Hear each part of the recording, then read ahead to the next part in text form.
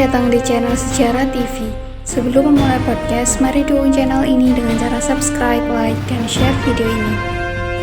Tema podcast pada hari ini saya akan membahas mengenai sejarah latar belakang pembentukan peta. Salah satu organ paramiliter yang didirikan ketika Jepang menduduki Indonesia adalah pembela tanah air atau peta. Tentara sukarela ini dibentuk setelah dikeluarkannya Peraturan Osamu Seirei Nomor 44 pada 3 Oktober 1943 oleh Gun Seikan, pemimpin tertinggi pemerintahan militer Jepang yang berkedudukan di Jakarta. Peta berisikan para pemuda Indonesia yang mendapatkan pendidikan militer modern. Peta dibentuk untuk membela tanah air dari serangan sekutu yang juga merupakan lawan Jepang dalam Perang Asia Timur Raya. Peta dalam perkembangannya setelah kemerdekaan nantinya akan menjadi salah satu pilar utama dalam pembentukan Tentara Keamanan Rakyat atau TKR.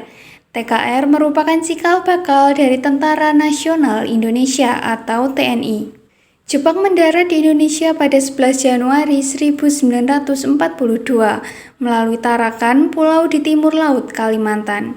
Sehari setelah pendaratannya, Jepang dengan ribuan pasukannya yang berada di bawah komando Shinzuo Sakaguchi berhasil merebut Tarakan dan Balikpapan usai memukul mundur pasukan Koninklijke Nederlandse Indisch Leger atau KNIL.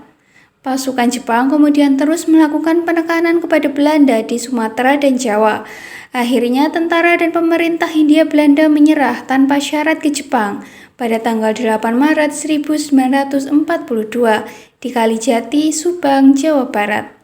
Perjanjian ini diwakili oleh Letnan Jenderal Hatterporten dari Belanda dan Letnan Jenderal Hitoshi Imamura dari Jepang yang menandakan berakhirnya pemerintahan Hindia Belanda di Indonesia. Pada saat Jepang menduduki Indonesia, Perang Asia Timur Raya masih terus berlangsung.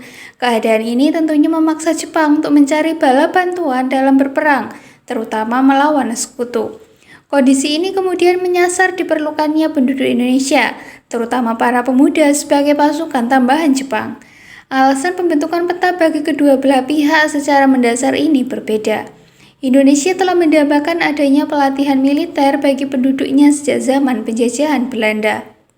Jepang membentuk peta didasarkan dengan adanya kebutuhan akan tambahan pasukan terlatih dalam bidang militer sebagai tindakan antisipasi untuk menghadapi sekutu apabila menyerang wilayah Indonesia. Pada saat menjelang pelatihan kemiliteran Jepang kedua, keluarlah perintah surat pembentukan peta atau Kyodo Boekyugun. Letjen Kamakichi Harada memutuskan agar pembentukan peta bukan inisiatif pemerintah Jepang, melainkan inisiatif bangsa Indonesia. Setelah tentara Jepang kemudian mengutus Gatot Mangunpraja untuk menulis sebuah surat yang berisikan permohonan pembentukan tentara peta.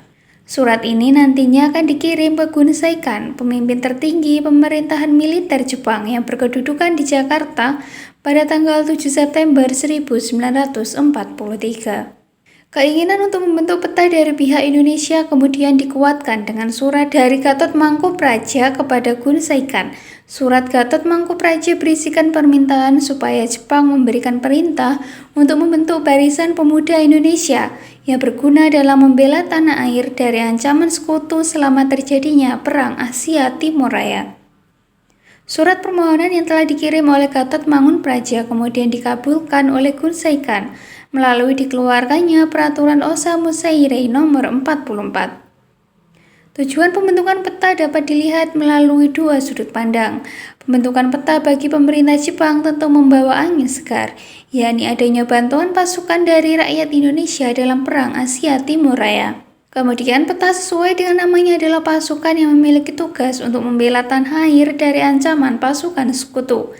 Sementara bagi bangsa Indonesia, terbentuknya peta adalah suatu usaha dalam membangkitkan semangat juang para pemuda supaya dapat terlatih dalam bidang militer. Selain itu, peta juga dipersiapkan sebagai bentuk kekuatan militer apabila Indonesia sewaktu-waktu memproklamirkan kemerdekaan. Demikian penjelasan mengenai sejarah latar belakang pembentukan peta. Apabila ada pertanyaan dapat ditanyakan di kolom komentar. Jangan lupa untuk terus dukung channel ini dengan cara like, subscribe, dan share video ini.